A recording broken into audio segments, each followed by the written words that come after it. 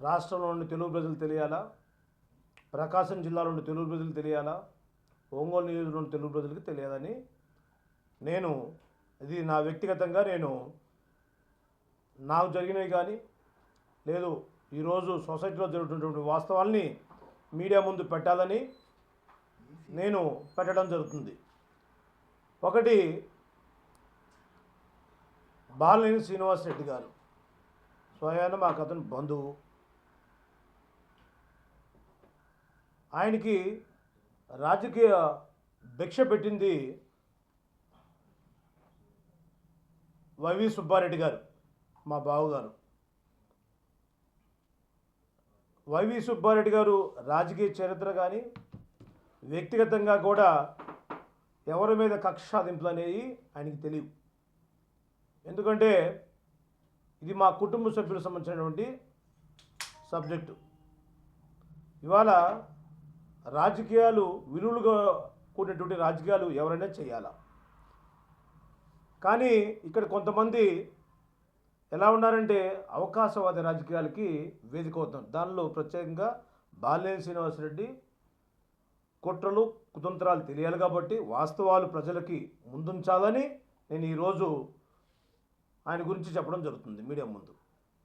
YV Subbareddy గారు, ఎర్రం వెంకట సుబ్బారెడ్డి గారు, YV Subbareddy గారు అంటే వారి ప్రస్థానం, వారి నాన్నగారు ఎర్రం చిన్నపోలరెడ్డి గారు కానీ, వారి కుమారులు కానీ, వారి కుమార్తె కానీ వాళ్ళు పద్ధతిగా వాళ్ళ విలువటువంటి సమాజంలో ముందుకు సాగుతూ పోతున్నారు. అది రాజకీయంలో కావచ్చు, వాళ్ళు వ్యక్తిగతంగా కావచ్చు.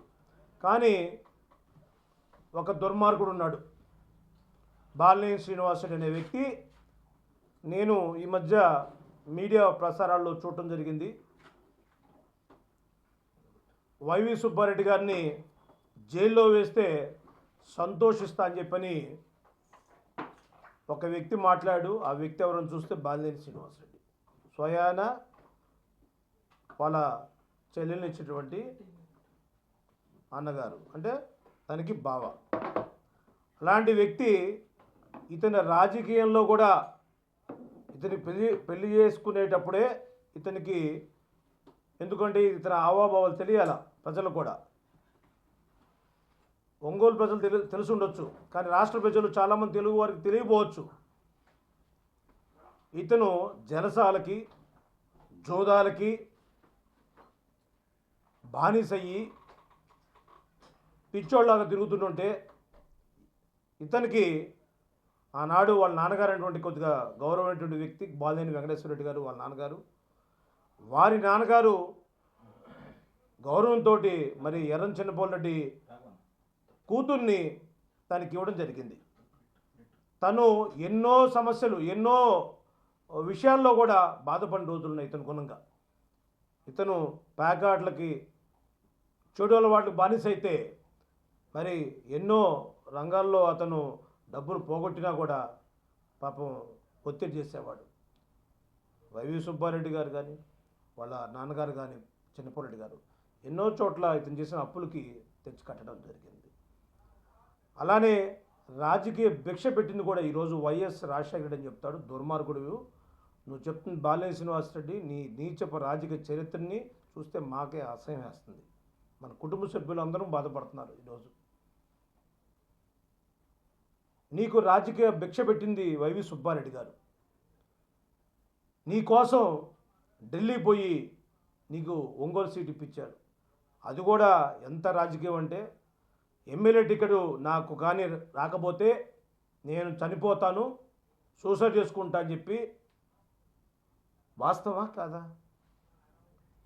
ఏదైతే బెడ్రూమ్లో లుంగీ ఇప్పేసి ఫ్యాన్కి నీ లుంగీ వేసి కట్టడ మీద ఉండి బ్లాక్మెయిల్ చేసే ఫోటోలు పెట్టి బెదిరించి ఆ రోజుల్లో వాళ్ళ బావ భయపడి తన చెల్లి కోసం, తన బావ బాగుండాలని ఆయన రాజకీయాలు ఎదగచ్చు. ఆ రోజు కూడా ఆయనే రాజకీయాల్లో అప్పుడు పోటీ చేయొచ్చు, కానీ ఆయన ఎప్పుడు కూడా రాజకీయాల్లో ఉండాలని, కానీ ప్రజాసేవలో కొనసాగేదానికి వాళ్ళ కోపరేతనటువంటి అప్పుడు ఉన్నట్టు వైఎస్ రాజశేఖర రెడ్డి గారికి అండగా ఉన్నారు, నీతిగా ఉన్నారు.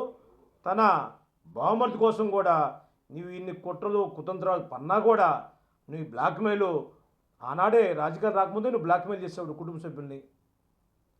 సో చేసినా కూడా పాప ఆయన ఢిల్లీ వెళ్ళి రాజశేఖర రెడ్డి గారు పట్టుకొని మరి నీకు ఎమ్మెల్యే టికెట్ ఇప్పించడం జరిగింది. ఇవాళ నీకు ఎమ్మెల్యే టికెట్ ఇప్పించి రాజశేఖర రెడ్డి బంధువు అని చెప్పుకోవడానికే మీ బావ వైవి సుబ్బారెడ్డి లేకపోతే నువ్వు ఎక్కడ ఉన్నావు? నేను ఇదే మీడియా సాక్షిగా అడుగుతున్నా, వాస్తవాలు చెప్పు. నాకు రాజశేఖర గారు భిక్ష పెట్టారని చెప్తావు, నీకు భిక్ష పెట్టింది వైవి సుబ్బారెడ్డి గారు అని ఎందుకు చెప్పలేకపోతున్నావు?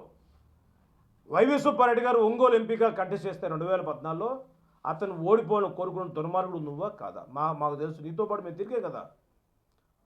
అతను ఓడిపోవాలని కోరుకున్నావు అంటే నువ్వెంత స్వార్థపరుడివి. కుటుంబం అయినా సరే సమాజంలో ప్రతిపక్షం అంటే అధికార పార్టీలో ఉన్నప్పుడు ఒక పార్టీ ఉన్నప్పుడు ఇంకో వ్యక్తి గెలవాలని కోరుకుంటాడు.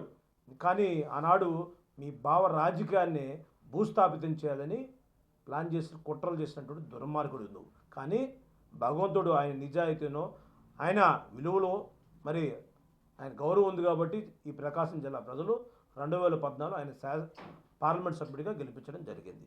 ఆ రోజు నుంచి నీ మనసు, నీ కుతంత్రం బుద్ధులు, నీ ఎన్ని కుట్రలు పన్నాలో, ఎంత నీ బంధువులు కానీ నీ స్నేహితులు కానీ నువ్వేదో పేటీఎం బ్యాచ్లు పెట్టుకున్నావో అందరితోటి ఆయన గురించి విమర్శలు చేయించావు.